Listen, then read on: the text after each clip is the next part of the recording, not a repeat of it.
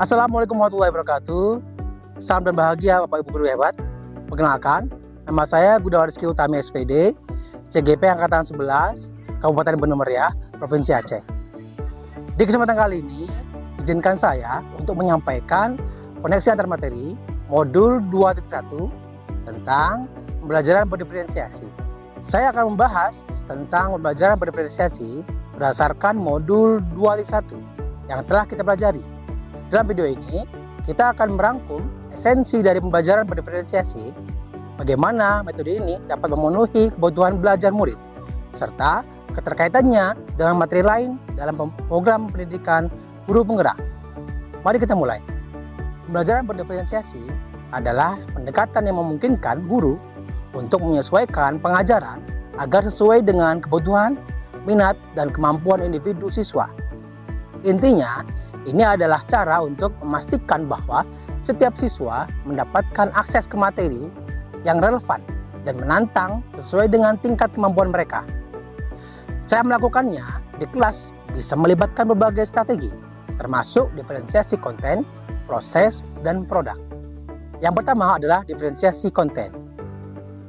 Ini melibatkan penyesuaian jenis media materi pelajaran agar sesuai dengan profil belajar siswa. Misalnya, jika siswa memiliki profil belajar visual, maka guru bisa memberikan materi dalam bentuk video atau PowerPoint. Jika siswa memiliki profil belajar auditori, maka guru bisa memberikan penjelasan lebih banyak melalui ceramah atau diskusi.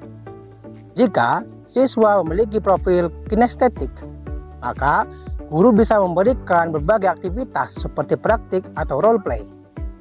Dengan cara ini, semua siswa dapat mengakses konten yang sesuai dengan profil atau gaya belajar mereka. Yang kedua adalah diferensiasi proses. Strategi diferensiasi proses dilakukan dengan cara menggunakan kegiatan berjenjang, mengembangkan kegiatan bervariasi, mengelompokkan siswa sesuai dengan kesiapan, kemampuan, dan minat. Diferensiasi proses penting karena memungkinkan setiap siswa untuk belajar dengan cara yang paling efektif bagi mereka. Dengan begitu, hasil belajar dan kepuasan siswa akan meningkat. Yang ketiga adalah diferensiasi produk. Ini berkaitan dengan penyesuaian hasil atau produk akhir dari pembelajaran. Guru dapat memberikan pilihan tentang bagaimana siswa menunjukkan pemahaman mereka terhadap materi. Misalnya, siswa dapat memilih untuk menyajikan hasil belajar mereka melalui laporan tulisan, presentasi multimedia, atau proyek kreatif seperti poster atau model. Pilihan ini memungkinkan siswa untuk menunjukkan pemahaman mereka dengan cara yang paling sesuai dengan kekuatan mereka. Untuk menerapkan strategi diferensiasi, kita perlu memahami dan memenuhi berbagai kebutuhan belajar murid. Ada 3 kebutuhan utama yang harus diperhatikan. Yang pertama adalah kesiapan belajar murid. Ini mengacu pada tingkat pemahaman dan keterampilan siswa saat ini. Dengan memperhatikan kesiapan belajar, guru dapat menyesuaikan tingkat kesulitan materi dan jenis aktivitas yang diberikan agar sesuai dengan kemampuan masing-masing siswa. Misalnya, siswa yang sudah memahami konsep dasar bisa diberikan tantangan tambahan, sementara siswa yang masih memerlukan penguatan bisa diberikan penjelasan dan latihan tambahan. Yang kedua adalah minat belajar siswa. Minat siswa berperan besar dalam memotivasi dan keterlibatan mereka dalam pembelajaran. Dalam mengenal minat siswa, guru dapat merancang aktivitas dan materi yang relevan dan menarik bagi mereka. Misalnya, jika siswa tertarik pada olahraga, guru bisa memasukkan contoh atau proyek yang berkaitan dengan olahraga dalam pelajaran matematika atau sains. Yang ketiga adalah profil belajar siswa, yaitu bisa visual, auditori, maupun kinestetik. Setiap siswa memiliki gaya belajar yang berbeda, seperti visual, yaitu belajar melalui gambar dan grafik, auditori, belajar melalui mendengarkan dan berbicara. Yang ketiga, kinestetik, belajar melalui gerakan dan praktik langsung. Dalam memahami profil belajar ini, guru bisa mengadaptasi metode pengajaran untuk memenuhi preferensi masing-masing siswa. Misalnya, siswa visual bisa diberikan diagram dan video. Siswa auditori bisa mengikuti diskusi dan ceramah, sementara siswa kinestetik bisa terlibat dalam eksperimen atau role play.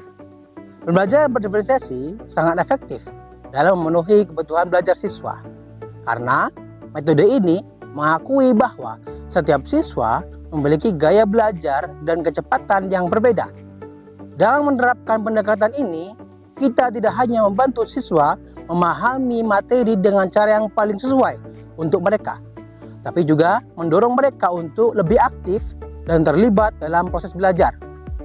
Dengan strategi diferensiasi konten, proses, dan produk, serta dengan memenuhi kebutuhan kesiapan belajar, minat, dan profil belajar, siswa dapat belajar dengan cara yang paling sesuai dengan kebutuhan mereka.